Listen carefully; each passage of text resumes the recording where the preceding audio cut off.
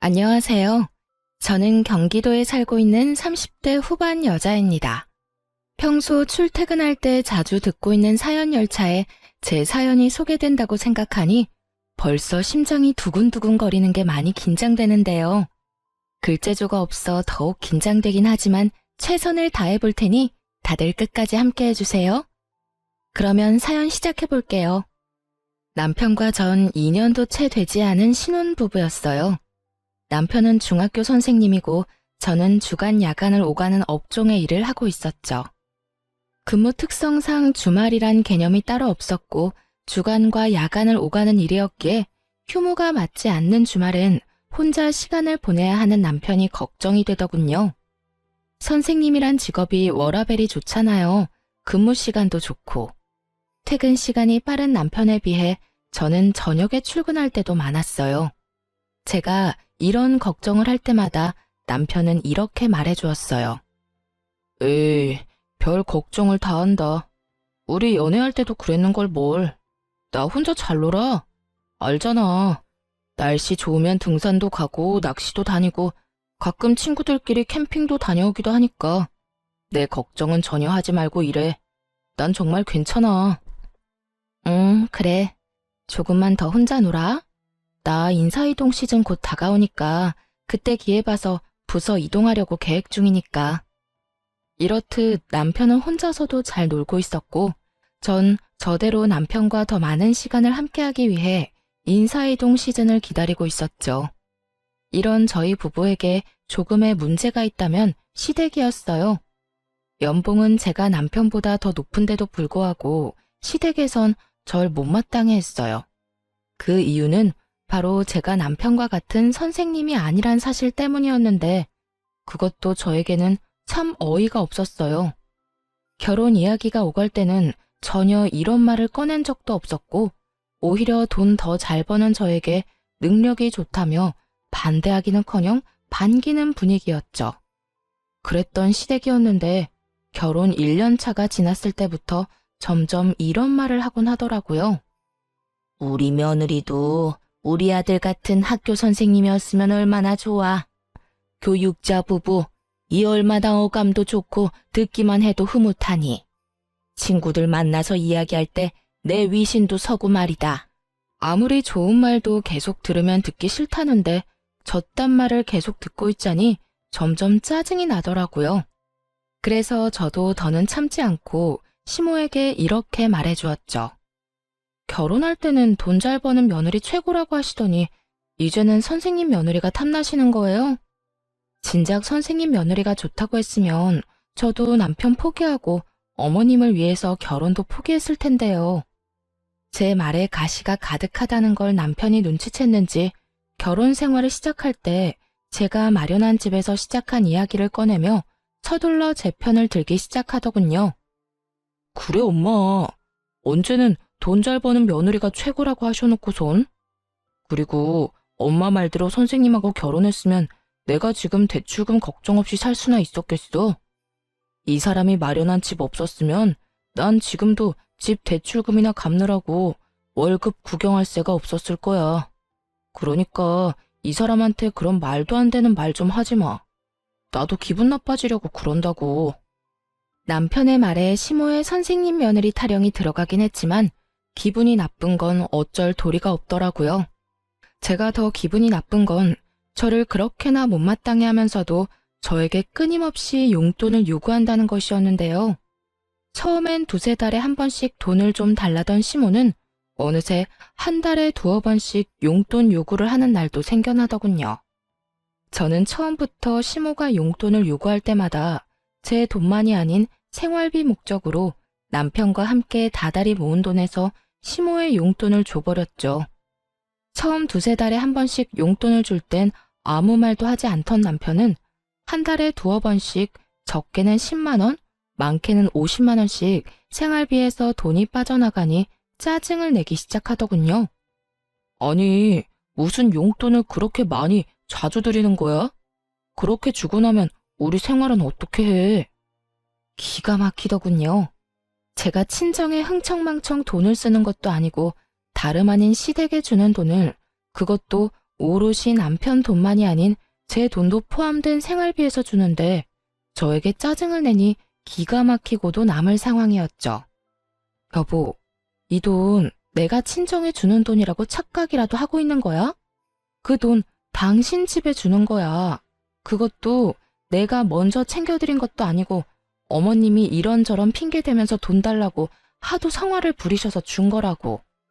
지금 짜증낼 사람은 당신이 아니라 나인 거 몰라? 우리 생활비는 당신 돈, 내 돈 합쳐서 쓰는 건데 그 돈에서 어머님 드리는 거라고. 그리고 지금 짜증을 낼 대상이 이상하다고 생각 안 해?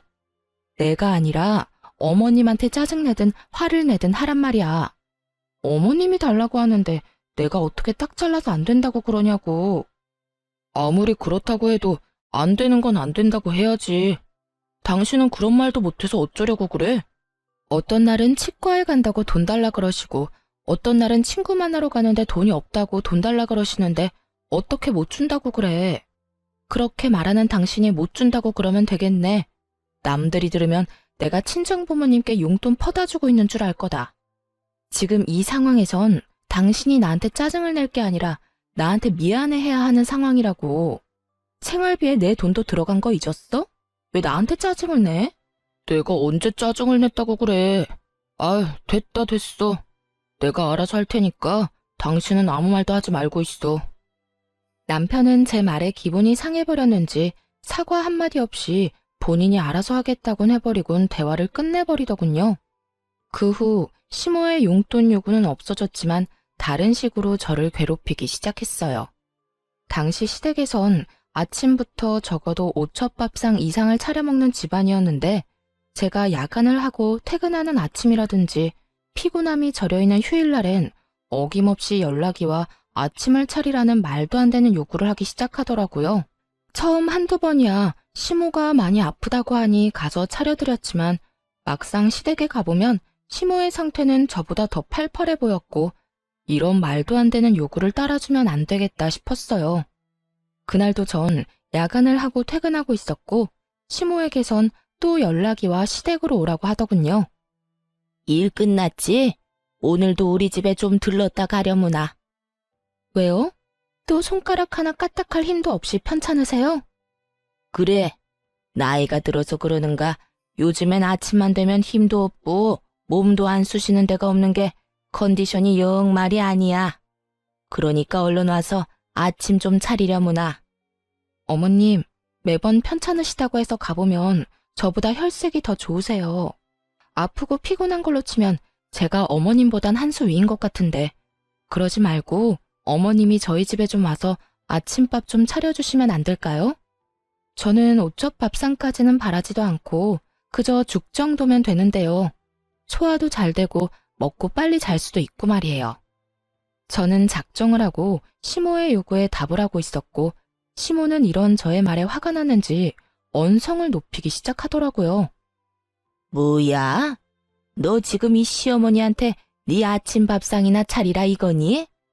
나 컨디션 안 좋다는 말은 어느 귓구멍으로 들은 게야? 어머님도 아시다시피 저는 방금 전까지 밤새도록 일하다 왔는데 그 컨디션은 제가 더 안 좋지 않을까요? 그러니까 제 밥상 차려주실 거 아니면 앞으로 이런 전화 하지 마세요.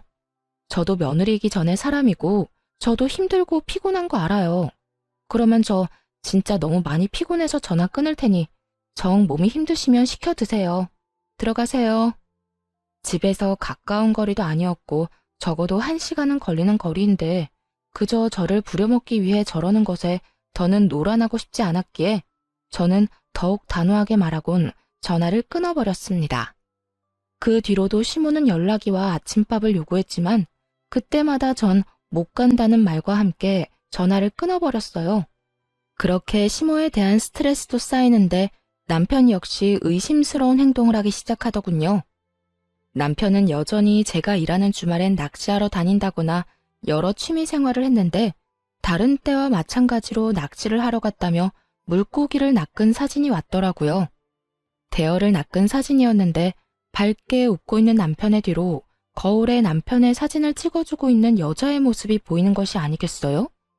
흐릿하고 작은 여자의 실루엣이었지만 저는 한눈에 그 여자가 남편의 학교에서 함께 일하는 처녀 선생님이라는 걸 단박에 알 수 있었어요. 그 여자는 저희 결혼식에 참석했을 뿐 아니라 소풍을 다녀온 사진이라든가 학교에서 하는 각종 행사 사진을 보다가 워낙 예쁘게 생겨 저도 모르게 눈길이 가던 여자였어요. 전 바로 남편에게 답장을 해 누구와 갔냐고 물어보았어요. 여보, 또 혼자 갔어? 아니면 이번엔 같이 간 사람이 있는 거야? 학교 선생님들이랑 왔어. 매번 내가 낚시터에 다닌다고 하니까 다들 궁금해하길래 시간 맞는 사람들 맞춰서 같이 왔지.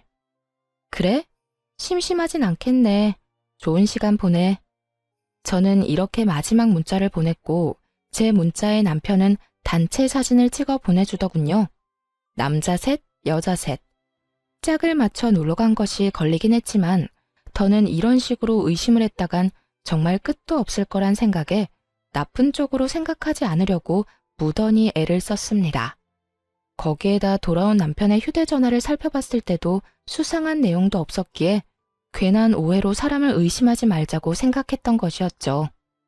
그러던 어느 주말, 저도 쉬는 주말이었는데 원래 이런 주말엔 오롯이 저와 시간을 보내던 남편은 그날따라 무슨 일인지 아주 중요한 약속이 있다며 나갈 채비를 하더라고요. 주말에 무슨 일이길래? 원래 이런 날엔 나랑 시간 보내줬었잖아. 그게 선생님들이랑 애들 이야기도 좀 할 겸 해서 다 함께 모이기로 했어. 그때 사진 보내줬던 선생님들 있지? 다 모인다는데 나만 빠질 수도 없는 노릇이잖아. 다른 것도 아닌 애들 때문에 이야기 나누는 자리기도 하고 말이야. 일찍 들어올 테니까 혼자 조금만 있어. 처음엔 그럴 수도 있다고 생각했어요. 요즘 애들 교육하기 참 힘들다는 말을 달고 살기도 했고 가끔 이런 날도 있겠지 하는 마음에서 선뜻 보내줬던 것이었죠. 하지만 그런 날들이 많아지는 것도 모자라 평일조차 남편의 귀가 시간이 늦어지며 술에 취해 들어오는 날이 잦아져 결국 전 남편에게 한 소리 하게 되었어요. 여보, 정말 해도 너무한 거 아니야? 요즘 왜 이렇게 늦어? 주말이고 평일이고 할 것 없이 너무 늦잖아. 당신이야말로 너무한 거 아니야? 난 당신 일 때문에 나랑 시간 못 보내는 것도 당신 편의대로 다 맞춰서 다 이해하고 혼자만의 시간도 척척 잘 보내는데 당신은 이런 것도 이해 못 해줘? 내가 선생님들 만나서 노는 것도 아니고 다 일의 연장 아니야. 나라고 뭐 좋아서 이러는 줄 알아? 당당히도 저딴 말을 하는 남편을 보는데 절로 콧방귀가 다 나오더라고요. 일의 연장이라는 사람이 짝 맞춰서 낚시 다니고 캠핑 다니고 허구한 날 술 마시러 다니는 게 말이나 된다고 생각하세요?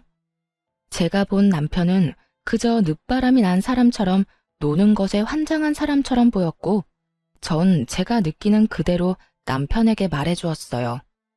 일의 연장?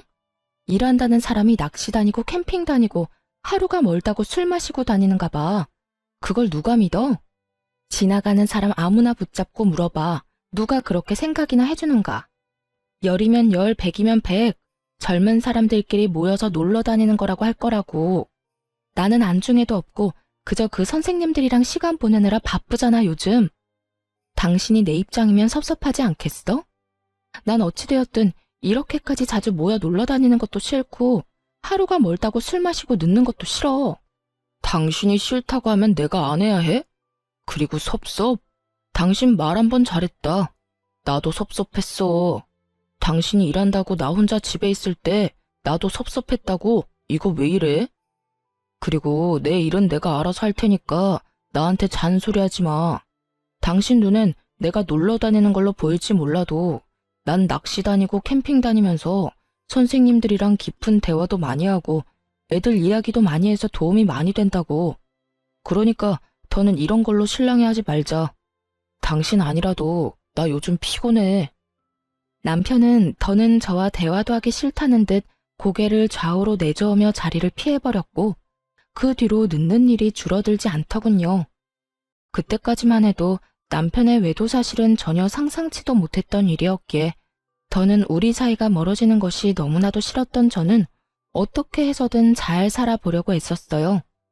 한마디를 해도 더 다정하게 하려고 했고 남편이 늦더라도 될 수 있으면 이해해 보려고 했죠. 그럼에도 남편은 점점 더 멀어지는 느낌이 들었고, 전 남편과의 관계 개선을 위해 남편이 운동을 간 헬스장으로 간식을 싸들고 찾아가게 되었죠. 오랜만에 함께 데이트도 할 겸 해서 헬스장 1층에 있는 커피집에서 운동을 끝낸 남편이 나오길 기다리고 있는데 그 예쁜 동료 여선생이 가게로 들어오더군요. 우연이라고 하기엔 그 모든 상황이 의심스러웠던 저는 황급히 여선생의 눈을 피해 구석진 자리로 피했고, 얼마 지나지 않자 남편이 카페로 들어와 여선생의 맞은편에 앉았어요. 그 후 100% 정확하게는 듣지 못했지만 웃으며 나누는 대화와 서로의 머리카락을 만져주는 모습 등 다정한 연인의 모습과 다름이 없는 두 사람의 행동에 남편의 외도를 확신하게 되었습니다. 자기야, 여기. 왜 이렇게 빨리 왔어? 오늘 운동 길게 한다더니. 자기가 여기까지 왔다는데 내가 운동이 되겠어? 자기 밑에서 기다린다는 연락 받자마자 씻고 내려왔지. 으이그, 난 괜찮은데. 머리카락에 물기 있는 것 좀 봐. 머리라도 다 말리고 오지. 그나저나 그 여자는 어때? 이혼 이야기 나올 것 같아? 우리 집에서 요즘 난리야. 만나는 사람 있으면 빨리 데리고 오라고. 곧 이혼 이야기 나올 것 같아. 나도 집에서 말 한마디 걸지도 않고 묻는 말에 대답만 하고 있거든.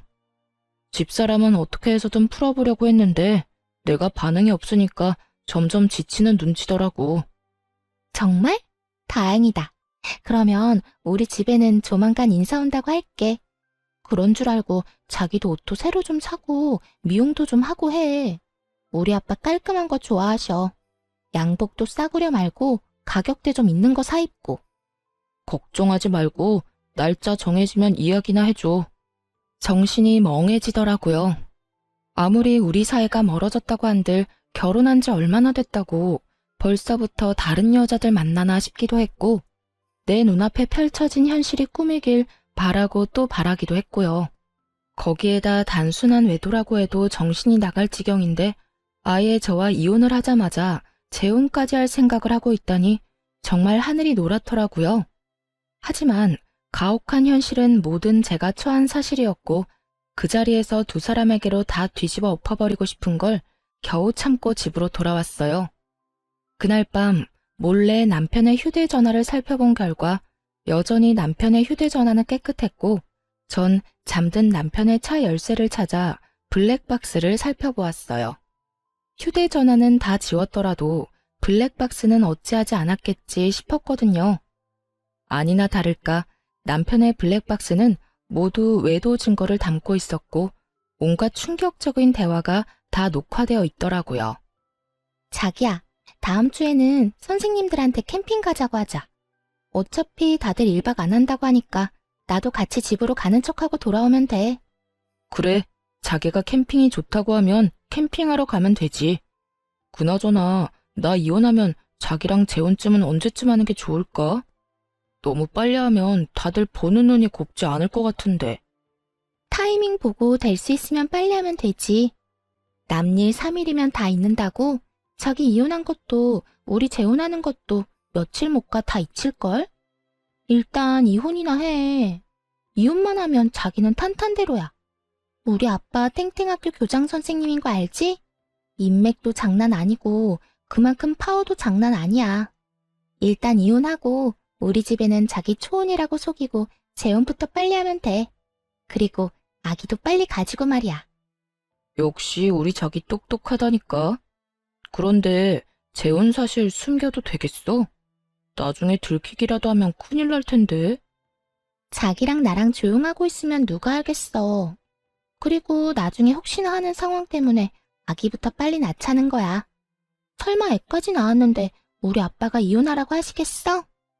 속이는 게 마음에 걸리긴 하지만 자기 재혼이라는 사실 우리 아빠가 알기라도 하면 결혼 승낙은커녕 얼굴도 안 본다고 하실걸?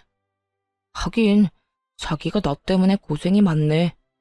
어찌되었든 고마워. 난 이제 자기 덕분에 탄탄대로 꽃길만 걷겠네. 당연하지.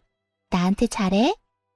들어보니 두 사람은 무리지어 다니며 다 같이 1박까지 한 것이 아니라 남편은 낚시터나 캠핑장에 계속 있고 상간녀는 무리와 함께 집으로 돌아가는 척을 하다가 다시 돌아와 남편과 시간을 보내는 방법으로 둘만의 시간을 보냈던 것이더라고요. 이로써 이혼에 필요한 증거들은 모아졌고 전 복수를 계획하게 되었습니다. 두 사람의 대화를 들어봤을 때 상간녀의 아빠는 옆 동네 사립고등학교 교장 선생님으로 교육자 집안에 꽤 집착하는 걸로 보이더군요. 남편 역시 상간녀가 젊고 어린 것도 있지만 이런 상간녀의 조건 때문에 더욱 상간녀에게 잘 보이려 애를 쓰고 있더라고요. 두 사람은 저와 이혼을 될 수 있으면 빨리 한 후 재혼 역시 서두를 생각을 하고 있었고 그렇게 자신들의 앞날은 꽃길일 거라 확신하고 있었죠. 전 이 모든 걸 산산조각 내주어야겠다고 생각했고 저의 계획은 바로 다음 날부터 시작되었어요. 전 우선 블랙박스 복사본을 상간녀의 아빠 학교로 보내버렸어요. 상간녀가 워낙 자랑스럽다는 듯 학교 이름을 언급해주는 바람에 쉽게 복사본을 보낼 수 있었죠. 그 다음 복사본은 남편과 상간녀가 일하는 학교 교장실로 보내버렸어요. 퀵 배달 기사분이 친절하게도 직접 교장 선생님께 전달을 해주었다는 연락까지 주셨고 전 별다른 걱정 없이 집에서 두 사람을 기다리고 있었죠. 학교 점심시간이 되자 두 사람은 득달같이 집으로 왔고 저를 향해 온갖 비난의 말을 쏟아내기 시작하더군요. 여보세요? 당신 남편 바람 피우고 있는 걸 알았으면 조용히 이혼이나 할 것이지. 학교 교장실로 그런 걸 보내면 어쩌자는 거예요. 다 같이 망하자는 거야 뭐야? 일에서 못 배운 것들은 상종하면 안 되는 건데 굳이 이렇게까지 해서 내 앞길을 막았어야 했어요? 나도 배울 만큼 배웠고 나도 좋은 대학, 좋은 성적으로 졸업했어. 그리고 진짜 상종 못할 인간은 너 아니니? 남의 남편이랑 놀아난 주제에 뭘 잘했다고 여기까지 찾아와서 큰 소리야? 불륜이나 저지른 주제에 앞날이 창창할 줄 알았니? 남편 간수 똑바로 안 한 사람이 잘못이지 내가 잘못인가요? 그리고 내 앞날은 이까진 일로 안 무너져요. 우리 집이 어떤 집인데. 이까짓 학교 그만두고 다른 학교 다시 다니면 되거든요? 어디 비빌 언덕 없는 자기랑 같은 줄 아나. 상간녀는 시골에 계시는 저희 부모님과 자신의 부모를 비교하며 비아냥거리기 시작했고 남편 역시 그런 상간녀의 편을 들며 저를 나무라기 시작하더군요. 그러니까 당신이 그런 짓 한다고 해서 복수가 될 것 같아? 우리가 당신 뜻대로 무너질 것 같아? 얼마나 보고 배운 게 없으면 그딴 교양 없는 짓거리를 해. 오늘 우리가 얼마나 개망신당한 줄이나 알아? 정말 누가 할 말을 누가 하는 것인지 알 수가 없는 상황이더군요. 거기에다 아직 앞날이 꽃밭일 거라 확신하는 걸 보니 아직 상간녀의 본가에선 아무런 연락을 받지 못한 것 같기도 했고요. 그 잘난 교장 아빠가 상간녀에게 연락을 하길 기다리려고 했지만 저딴 식으로 기고만장한 꼴을 더는 볼 수 없어 모든 사실을 알려주기로 했죠. 당신은 정신이나 좀 차려. 누가 할 말을 누가 하고 있는 거야? 교양? 보고 배운 게 없어? 그건 내가 할 말이라고 생각 안 하니? 지금 교양 없이 더러운 외도나 저지르고 있고 보고 배운 것도 없이 적반하장으로 화를 내고 있는 사람이 누군데 그딴 소리를 나한테 하는 거야? 그리고 지금 아주 큰 꿈을 꾸고 있는 것 같은데 내가 모든 사실을 안 이상 그 꿈도 물거품이 될 거라고 생각 안 하니? 뭐라고? 당신 그게 무슨 말이야? 또 무슨 짓을 한 거야? 그러게, 이 여자가 지금 뭐라고 하는 거야? 설마, 아니죠? 아니긴, 내가 당신들 학교에만 복사본을 보냈을 것 같아? 너네가 어느 학교 어느 교장실에 누가 있는지 친절하게 알려줬는데 그런 눈으로 봐도 소용없어. 이미 복사본은 네가 비빌 언덕인 네 아빠한테도 보내버렸고 잘 전달되었다고 연락도 받았으니까. 그제야 모든 사실을 한 두 사람은 얼굴이 사색이 된다 싶더니 저에게 득달같이 달려들더군요. 거짓말이지? 당신 나랑 지혜 골려주려고 거짓말하는 거잖아. 당신이 정말 그런 짓을 했으면 앞으로 내 앞길은 누가 닦아주냐고. 자기는 지금 자기 출세 따위가 문제야?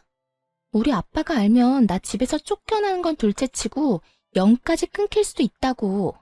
내가 어떻게 해서든 아빠 눈에 들어야 당신한테도 기회가 간다는 거 몰라? 저기요, 정말 우리 아빠한테 그 복사본 보낸 거예요? 아니죠. 내가 뭘 그렇게 잘못했다고 그렇게까지 해요. 제발 아니라고, 거짓말이라고 해줘요. 뭘 그렇게까지 잘못했냐고? 간통죄가 폐지됐다고 불륜이 정당화된 줄 아니? 너 조강지처가 버젓이 두 눈 뜨고 있는데 몰래 만나는 것도 모자라서 이혼까지 시키려고 했었어. 그 정도면 나한테 죽을 죄를 지었다고는 생각 안 하니? 복사본을 정말로 보냈냐고?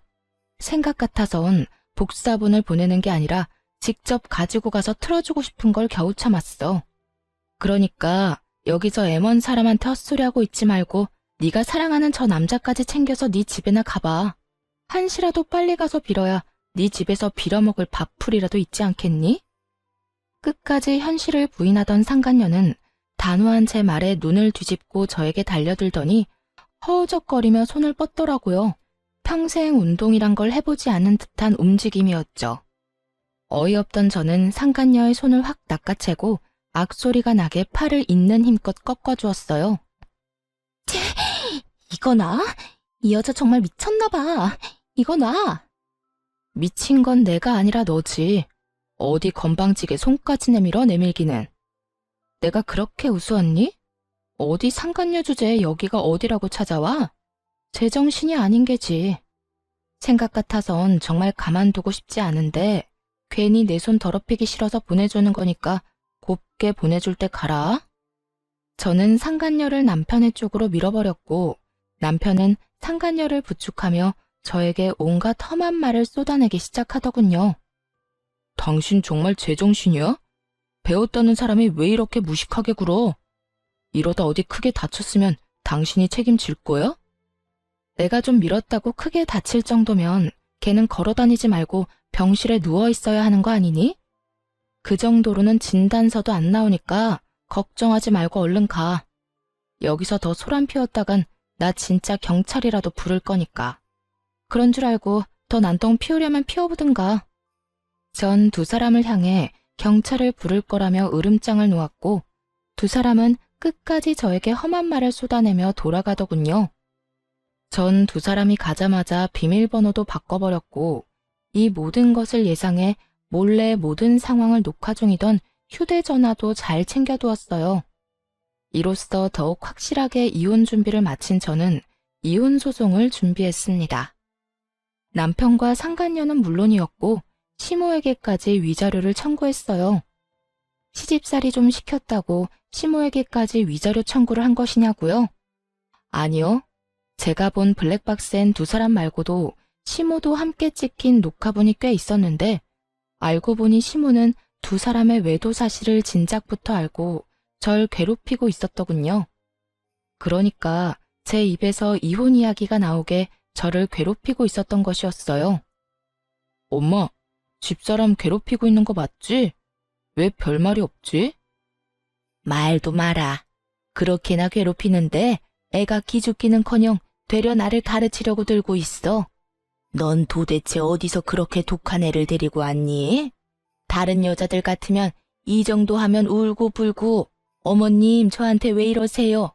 말 정도는 나와야 할 텐데 네 집사람은 도리어 나한테 싫다. 앞으로 이런 거 시키지 말라고 하더라. 내가 기가 막혀서. 그래서 더 괴롭히지도 못한다는 말이야? 그러면 내가 그냥 이혼하자고 해야 해? 내가 이혼하자고 해도 집사람 안 해줄 텐데. 어이구, 걱정하지 마. 이 엄마가 다 알아서 할 테니. 우선 네 할아버지 제사 다가오는 거 알지? 그때 불러서 일단 마음껏 부려먹으려 하고 있어.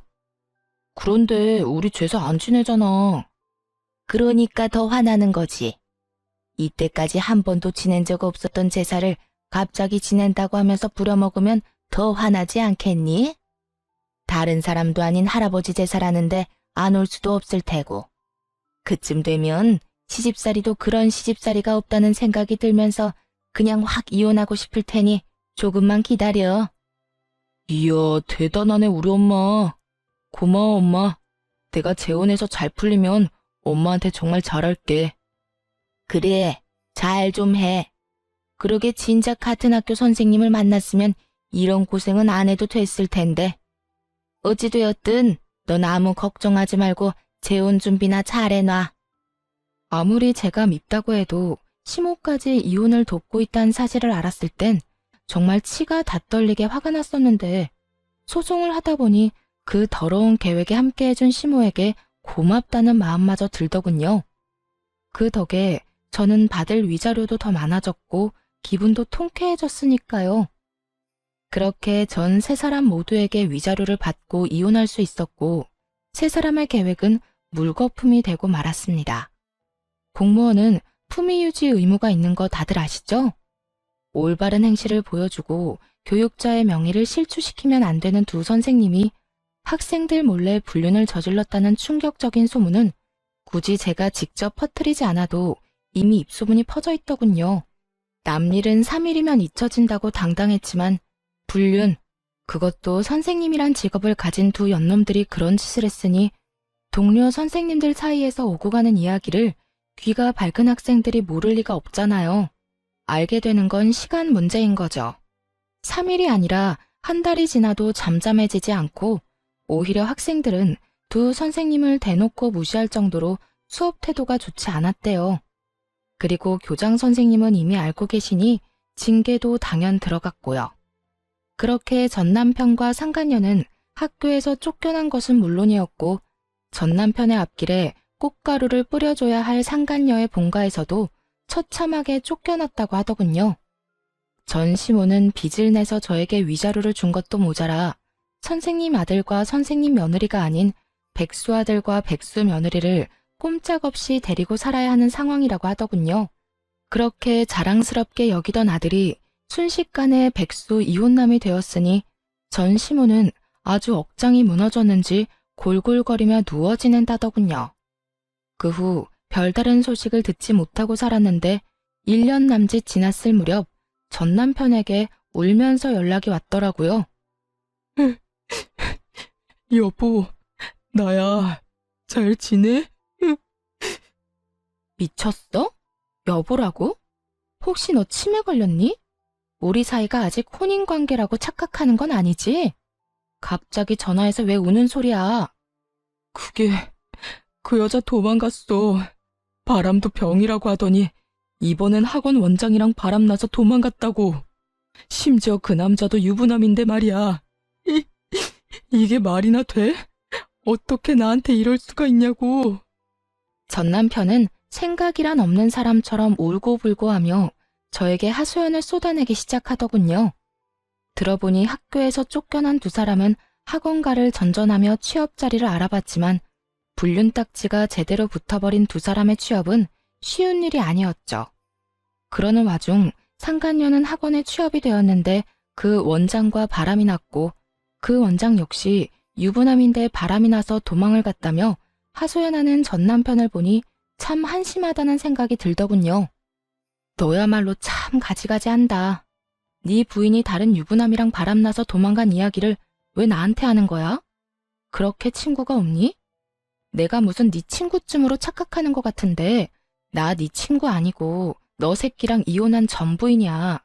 그것도 네가 바람 피워서 헤어진 전 부인. 제가 호통을 쳐대자 전 남편은 그제야 정신이 조금 돌아왔는지 우는 소리를 멈추고 저에게 사과를 하기 시작하더군요. 이혼하는 그 순간까지 단 한 번도 한 적이 없던 사과를 말이죠. 미안해. 내가 정말 미쳤었나 봐. 당신도 알다시피 우리 집도 나한테 큰 도움이 되는 집도 아니었고 그렇다 보니 그 여자 배경에 혹해서 나도 모르게 그런 결정을 내렸었어. 지금 와서 생각해보니까 내가 당신한테 정말 하면 안 되는 짓을 했다 싶어. 당신 같은 여자가 또 없는데 말이야. 이제 와서 그딴 말 하면 뭐래? 우리 어제 이혼한 것도 아니고 1년 전에 이혼했어. 거기에다 지금 부인이 바람나서 도망간 이 타이밍에 나한테 사과를 한다고? 왜? 직접 당해보니 내 심정이 이해라도 됐나 봐? 내가 직접 당해보니까 정말 당신한테 못할 짓 했다 싶더라. 내가 정말 미안해. 전 남편은 우물쭈물 말꼬리를 흐리며 말을 아낀다 싶더니 결국 준비한 말을 꺼내기 시작하더군요. 그래서 하는 말인데, 우리 다시 시작하면 안 될까? 뭐라고? 나보고 네 상간녀를 하란 이 말이니? 왜? 네 와이프 바람난 꼴 보니까 너도 외도라도 저지르고 싶니? 아니, 그런 게 아니라 내가 다 정리하고 당신한테 갈 테니까 새 출발하자는 말이야. 당신이 다 용서하고 나 받아주면 나 정말 잘하면서 살게. 최선을 다하고 당신만 바라보면서 살게.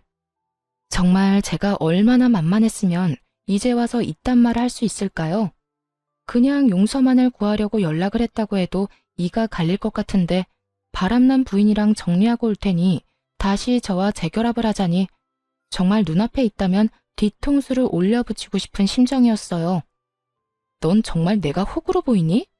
이제 와서 네가 울고불고 사연팔이나 하면서 다시 한번 잘해보자고 하면 아, 우리 전 남편이 이렇게나 불쌍하니 내가 다시 한번 잘 데리고 살아야겠네 라고 생각할 줄 알았니? 그때도 그랬지만 너 진짜 되지도 않는 아주 큰 꿈을 꾸는 재주가 있네.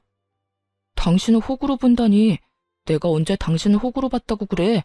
난 그저 이제 와서 생각하니 당신한테 너무 미안하기도 하고 이런 일을 겪어보니 아직까지 내 마음엔 당신밖에 없다는 생각이 들어서 그래. 정말이야. 믿어줘. 나 아직까지 당신 많이 사랑해. 사랑? 진짜 소름 끼친다. 1년이 지난 지금에 와서 사랑까지 한다고? 진짜 그 뻔뻔함에 웃음밖에 안 나온다. 야, 한 번만 말할 테니까 잘 들어. 난 너랑 다시 살 생각도 없고 너 같은 인간 사랑하기는커녕 혐오스러워. 내 입 아파서 내 입 더럽히기 싫어서 가만히 있었더니 넌 내가 만만해 보였구나. 다신 연락도 하지 말고 그 헛된 꿈에 나까지 엮지도 마. 여보, 제발. 내가 이렇게 빌게. 나 진짜 이러다 폐인 될 것 같아서 그래. 내 인생 망할 것 같아서 그렇다고. 우리가 함께 했던 정을 생각해서라도 나 좀 구해줘. 어? 제발. 저는 곧장 전화를 끊어버렸고 그 후에도 연락이 왔지만 다 차단을 해버렸어요. 그렇게 그 인연도 정말 끝이라고 생각했는데 몇 달 뒤 생각지도 못한 전 시모에게서 연락이 왔더라고요. 차단을 다 했는데도 불구하고 다른 번호로 전화가 와 피하지 못하고 그냥 받아버렸던 것이었어요. 아가, 잘 지내니? 결혼 생활을 할 때에도 단 한 번도 들어본 적이 없던 아가라는 호칭을 쓰는 전시모를 보며 정말 코웃음이 다 나더라고요. 아가라니 참 낯선 호칭이네요. 그나저나 무슨 일이세요? 그래, 이야기 들었는지 모르겠는데 우리 아들 그 빌어먹을 물건이랑 이혼했어. 이제 호적도 깨끗해졌단다. 그거 참 잘 됐네요. 내가 경험해봐서 아는데 배우자가 바람나서 정신이 나가버리면 그거만큼 답 없는 상황이 또 없더라고요. 그냥 이혼하는 게 서로 편하죠. 그런데 그 소식 알려주려고 전화한 거예요? 전 그런 소식 궁금하지도 않고 듣고 싶지도 않은데요. 냉정하고도 단호한 저의 말에 전 시모는 잠시 한숨을 크게 내쉬더라고요. 그렇게 잠깐의 정적이 흐르는가 싶더니 어렵게 말을 꺼내기 시작했어요. 그래, 내가 네 마음 다 이해한다. 얼마나 성훈이가 밉겠어. 그런데 잘 생각해보면 우리 성훈이가 잘못한 게 없기는 해. 그 젊고 예쁜 여자가 심지어 집안까지 교육자 집안인 여자애가 좋다고 그렇게 쫓아다니는데 남자라면 눈길이 가지 않겠니? 그 한 번 실수에 대한 벌은 충분히 지금 받고 있으니까 아가, 네가 우리 성훈이랑 다시 한번 잘해보면 안 되겠니? 그러니까 지금 저한테 직장도 없을 뿐더러 미래도 없는 사람이랑 다시 결합하라는 말인가요? 심지어 빚까지 있는 남자랑요? 빚은 내가 어떻게 해서든 다 갚아줄 테니 그건 걱정하지 말고 너희는 그저 잘 살기만 하면 돼. 너만 마음 돌려준다면 내가 너희 집엔 발걸음도 하지 않고 연락도 하지 않으마. 우리 성훈이 저렇게 두다간 정말 폐인 될 것 같아서 그래. 네 말대로 취업도 안 되고 집에서 술만 먹는데 내가 아주 미칠 지경이야. 그러니까 네가 좀 마음을 돌려먹으면 안 되겠니? 입에서 나온다고 다 말이 되는 건 아닐 텐데 전시모는 헛소리를 말이라고 생각하며 잘도 뱉어내고 있더라고요. 아줌마 아들이 누굴 닮아서 그렇게 생각이 없나 싶었더니 다 아줌마를 닮았었네요. 내가 미쳤어요? 허구한 날 집에서 술만 퍼마시는 전 남편, 내가 뭐가 아쉽다고 재결합까지 해요? 뭐라고? 아줌마? 너 지금 말 다 했니? 아무리 그래도 아줌마라니. 네, 아줌마.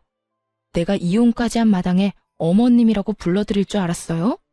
그쪽이라고 해버리고 싶은 거 아줌마라고 해주는 거니까 고마운 줄이나 아세요. 그리고 빚을 갚아준다고요? 내가 알기론 아줌마도 저한테 위자료 주느라 빚쟁이인 걸로 아는데 무슨 수로 빚을 갚아준다는 말이에요? 아, 꼴에 살고 있는 그 집이라도 팔아서 해주려고요? 제발 헛된 꿈 좀 꾸지 마세요. 마음 떠난 사람 붙잡지도 말고요. 이년이 진짜 말이면 다한 줄 아나? 나라고 네가 좋아서 이렇게 연락한 줄 알아? 다 내 아들이 원하니까 자존심 접어두고 연락했더니 뭐? 아줌마? 헛된 꿈? 내가 이래서 네가 싫다고 했던 거야. 내 아들이 저 모양 저 꼴이 된 거 다 너 때문이잖아. 네가 그때 조용히 이혼만 해줬어도 내 아들이 저런 꼴이 될 일도 내 며느리가 바람이 나서 도망갈 일도 없었다고. 그러니까 네가 책임져. 재결합할 게 아니면 돈이라도 내놓으란 말이야. 나하고 내 아들이 준 위자료 다시 다 토해내. 그걸 왜 내가 책임져야 해요?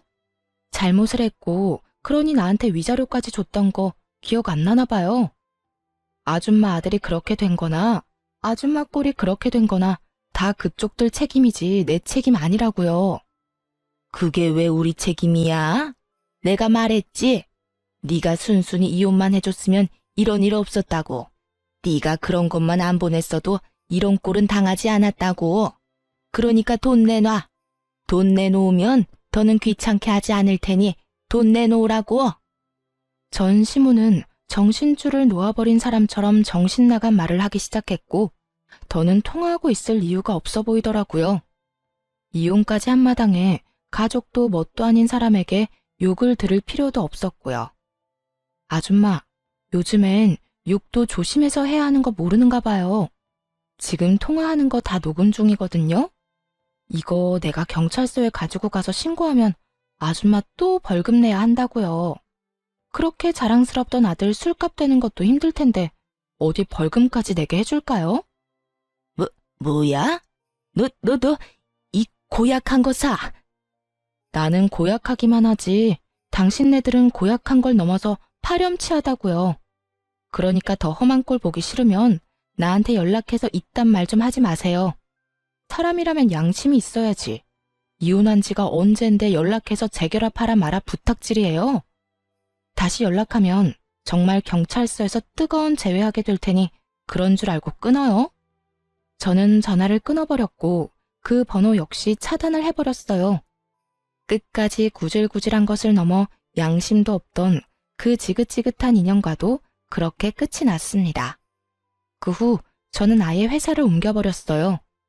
제가 기다리는 인사이동은 되지 않았고 더는 주야간을 오가기 싫어 새 출발을 할 겸 아예 회사를 옮겨버렸어요.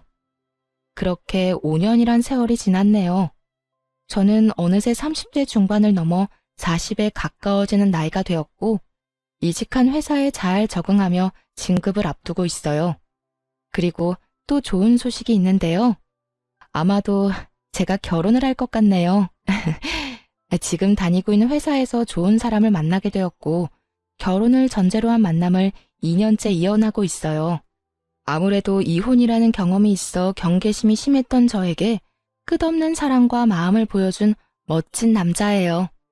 이 남자가 제게 고백을 했는데 차마 제가 마음을 열지 못하고 있을 때 이런 말을 하더라고요. 어떤 일이 있었는지 자세히는 알지 못하지만 전 전에 만났던 그 못난 놈과는 다릅니다. 바람 같은 거 절대 피우지도 않을 거고 절대 배신 같은 것도 하지 않을 거예요. 그러니까 제가 싫으신 게 아니라면 저한테도 기회를 주세요. 일단 곁에 두시고 제가 어떤 사람인지 보여드릴 기회라도 주세요. 그렇게 곁에 둬보고도 제가 아니라고 하면 저도 군말 없이 물러나겠습니다. 이렇게까지 말하는 남자친구를 보며 저는 일단 곁에 두고 지켜보기로 했고, 그렇게 연애하는 내내 한결같은 남자친구의 모습에 진지한 만남을 이어가게 되었어요. 다행스럽게도 남자친구의 집에서도 이런 저를 어여쁘게 여겨주고 계세요. 많이 걱정했었는데 예비 시부모님 모두 참 인자하고 좋으신 분들이더라고요. 조만간 날을 잡을 예정인데 제가 애정하는 채널에서 저의 마음 아팠던 과거를 훌훌 털어내버리고 새 출발해보려고 합니다. 지금은 한결같은 사람이 앞으로 한평생을 한결같으리라는 보장이 없긴 하지만 적어도 전 남편과는 다른 남자라는 걸 확신할 수가 있네요. 저 역시도 안일하게 행동하지 않고 남편을 위해 노력하며 우리의 행복을 위해 잘 살아보려고요. 두 번의 실패는 하지 않도록 다들 응원해 주실 거죠? 사연을 들으시는 모든 분께도 아낌없는 응원을 보내며 저는 이만 물러가 볼게요. 긴 글 함께 해주셔서 감사합니다. 다들 행복하세요.